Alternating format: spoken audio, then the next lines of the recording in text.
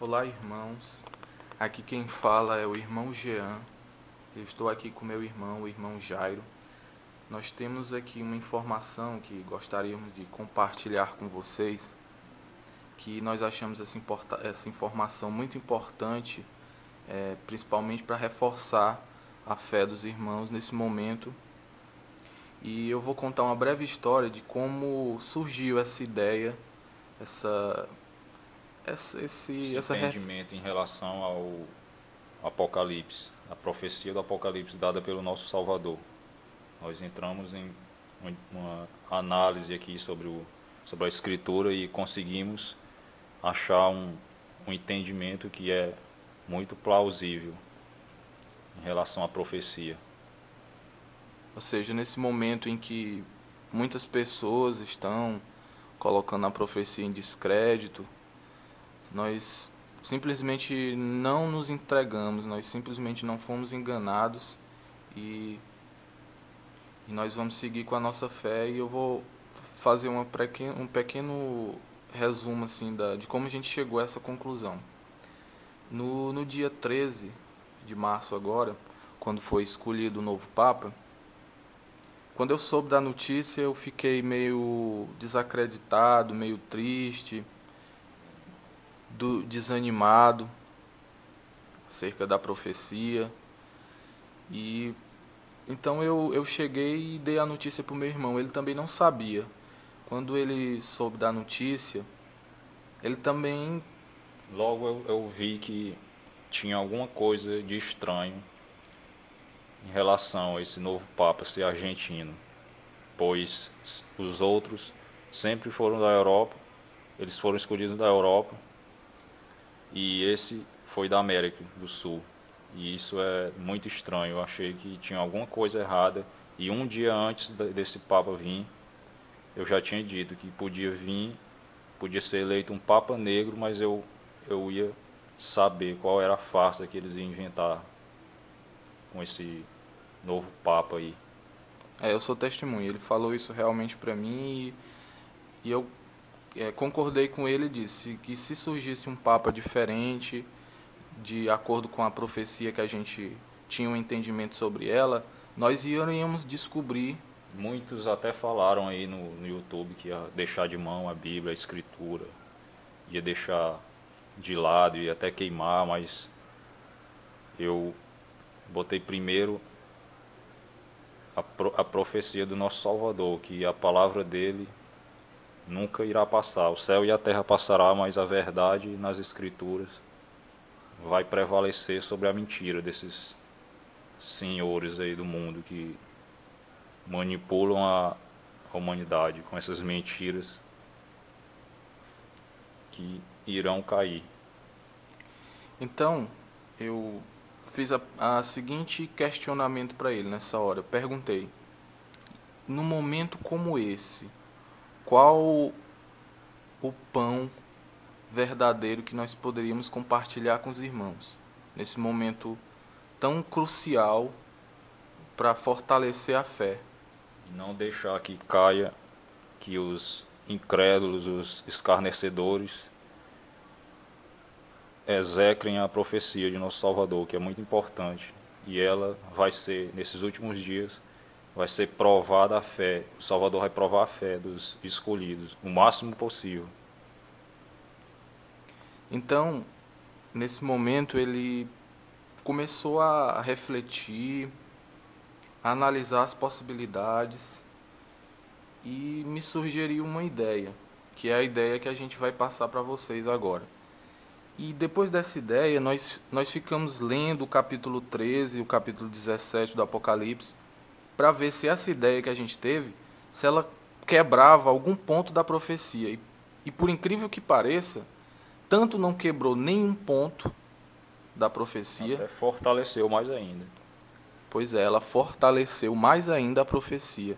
E a partir de agora a gente vai explanar essa ideia para vocês de uma maneira mais simples que a gente puder e que vocês tenham um entendimento, que vocês possam analisar com cuidado e eu tenho certeza que isso vai revigorar a fé de vocês, vai fortalecer ainda mais.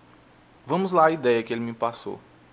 Foi a seguinte: analisando os 7 reis, ele viu que o primeiro rei, que era tido da profecia, o Papa Pio XI, ele tinha uma coisa estranha com ele. Então a gente começou a analisar, a perceber que realmente tinha algo de muito incomum nele, muito estranho. Então chegamos à seguinte conclusão: o Papa Pio XI, ele foi eleito Papa antes do Tratado de Latão, com o intuito apenas de ser o Papa. Não tinha nenhum caráter político. Depois do Tratado de Latão, foi que ele se tornou rei. Se você observar, essa é uma característica distinta e incomum aos outros papas que seguiram ele, os papas que vieram depois do Tratado de Latão. Ele foi eleito Papa num sistema anterior, num regime anterior ao Tratado de Latão. E os outros foram eleitos, já depois do Tratado de Latão, eleitos como Papa e Rei. Diferentemente dele, que foi eleito somente Papa antes, num regime anterior, e num regime novo que veio depois do tratado, ele se tornou um rei. Mas uma espécie de não um rei puro 100%, mas um rei regente. Um rei de característica transitória, de um regime para o outro. Se você observar que a escritura ela é bem clara, aqui há sabedoria. Então a gente tem que analisar os mínimos detalhes e não deixar escapar nada. Então a gente observou esse detalhe e percebeu que esse Papa, esse Pio XI, ele tinha algo vinculado a ele do sistema anterior. Não era 100% pós-Tratado de Latão. Ele era incomum aos outros. Os outros eram 100% Papa e Rei, pós-Tratado de Latão. se a escritura ela fala de 7 reis, sendo que a gente teve inúmeros papas, muitos papas, e ela foi categórica em falar desses 7 reis. Então, é porque eles têm que ter características comuns, não podem ter características diferentes. E esse Papa Pio XI, ele tem uma característica que destaca dos demais. Não a só destaca, mas separa dos demais. Então, analisando a profecia, nós observamos que o primeiro rei do regime 100% após o tratado, ou seja, com o regime efetivamente implantado e totalmente em vigor, é o próximo Papa, o Papa Pio XII. E se você observar, todos os outros que seguiram ele têm as mesmas características. Todos foram eleitos Papa e Rei. Ou seja, o Papa Pio XI, o primeiro, ele é híbrido, ele é misturado, ele tem características que distingue dos demais, que o separa dos demais. Se você observar, você consegue ver isso claramente. Vamos agora analisar aqui, olhando esse ponto de vista, não descarta, não quebra nenhum ponto da Escritura. Primeiramente, no capítulo 13 do Apocalipse, é dito assim, no capítulo 13, versículo 3: E vi uma das suas cabeças como ferida de morte, e a sua chaga mortal foi curada. E toda a terra se maravilhou após a besta. Observem que em momento algum aqui ele diz qual é das cabeças que foi ferida de morte. Apenas diz que viu uma das suas cabeças ferida de morte. Então, não quebra o ponto da profecia relacionada a João Paulo II. Porque ele continua sendo uma das cabeças da besta. Só que não mais a sexta cabeça, não mais o sexto rei, o quinto rei. Então, esse ponto da profecia não foi em nenhum modo prejudicado. E seguindo mais à frente, no capítulo 17, nós observamos outro ponto importante, que fala o seguinte: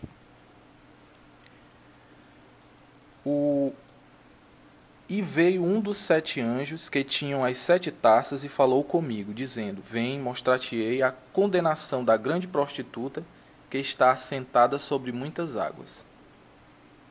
Bem, aqui diz que, no verso 6, e vi que a mulher estava embriagada do sangue dos santos e do sangue das testemunhas de Jesus, e vendo-a, eu maravilhei-me com grande admiração. Verso 7. E o anjo me disse: Por que te admiras? Eu te direi o mistério da mulher e da besta que a traz, e qual tem 7 cabeças e 10 chifres. E em seguida ele fala: A besta que viste foi e já não é, e há de subir do abismo e irá à perdição. No verso 10, o anjo ele explica a João essa profecia. Ele fala claramente: E são também 7 reis, 5 já caíram e um existe. Se você observar esse um existe, vai dar na figura do sexto rei, que é o Papa Bento XVI. Não o Papa João Paulo II, mas o Papa Bento XVI. E, continuando, outro ainda não é vindo, e quando vier, convém que dure um pouco de tempo. Ou seja, esse Papa escolhido agora, o Papa Francisco. Na sequência do texto, você observa que, colocando o Papa Bento XVI na figura do sexto rei, aquele que existe, dá o entendimento correto do outro versículo que vem a seguir. E a besta que era e já não é ela também o oitavo, e é dos 7.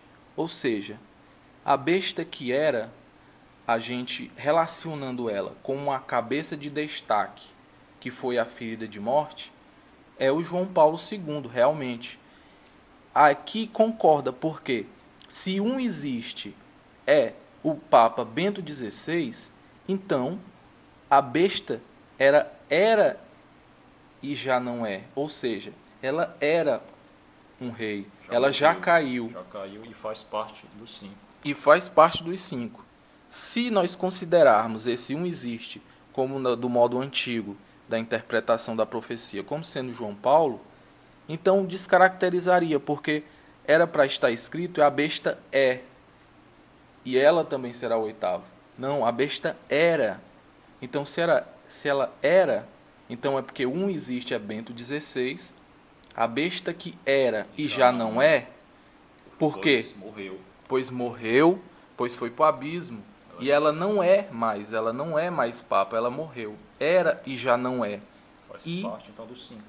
E em seguida diz: E é dos 7.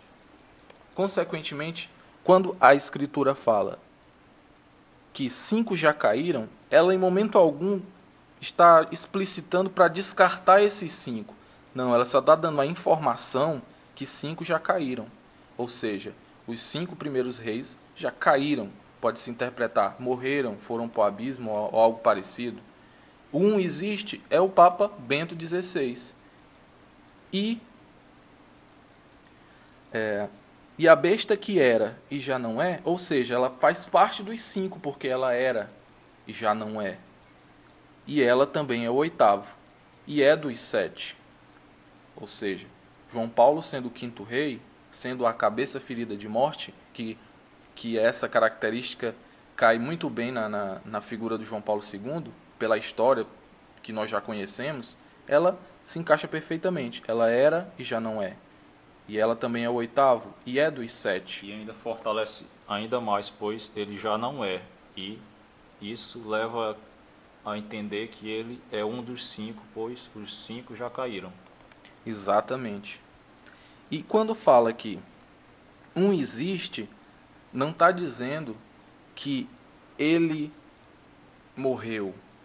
Está dizendo que ele existe. E se vocês observarem, o Papa Bento XVI, ele existe, ele está vivo, ele renunciou, mas ele ainda continua sendo sexto. Ele era o sexto rei, mas ainda está vivo. Ou seja, a profecia se cumpre E perfeitamente. ainda dá a entender que, como não disse que se o que existe não disse se ele morre, e nem se ele renuncia, então dava a possibilidade da gente pensar que ele poderia até renunciar e não morrer. Exatamente, é uma possibilidade. Porque o texto não fala que ele é e um existe. Então não fala que ele vai morrer ou que ele renunciaria, ou seja, as duas possibilidades. Então, meus amigos, observando essa interpretação, fica bem claro que a profecia ainda está inteira, ela está válida, ela é perfeitamente plausível. Essa explicação que eu passei para vocês, nós debatemos sobre ela, nós analisamos a escritura e observamos que ela é muito plausível. Ou seja, o sétimo, que convém que dure pouco, é o Papa escolhido agora, o Papa Francisco. E depois dele, aí a profecia se cumpre, vem o oitavo rei, que pela nossa interpretação é a besta que era e já não é, que pelo destaque que foi dado, ou seja, no capítulo 13, e vi um de suas cabeças ferida de morte, e toda a terra se maravilhou quando a ferida mortal foi curada, Ainda continua as mesmas características e tudo leva a crer que é o João Paulo II. ou seja, o nome dele, Johann Paulo II, o número 666, o número do seu nome, o número de um homem, todos os pontos da profecia ainda continuam valendo. Apenas pela seguinte alteração: o primeiro Papa, que foi o primeiro rei, ele tem características incomuns aos outros. Ele faz parte de um regime anterior. A escritura é bem clara. Se ela deu destaque a essas 7 cabeças, então não poderia pertencer a uma dessas 7 cabeças, desses 7 reis, um rei híbrido, um rei com características do regime anterior. Porque o Tratado de Latrão é um divisor de águas. Ele separa um regime que era antigo para um regime novo. E todo regime, quando se inicia, ele não se inicia 100%. Ele não se inicia com toda a efetividade. Precisa de um período de transição.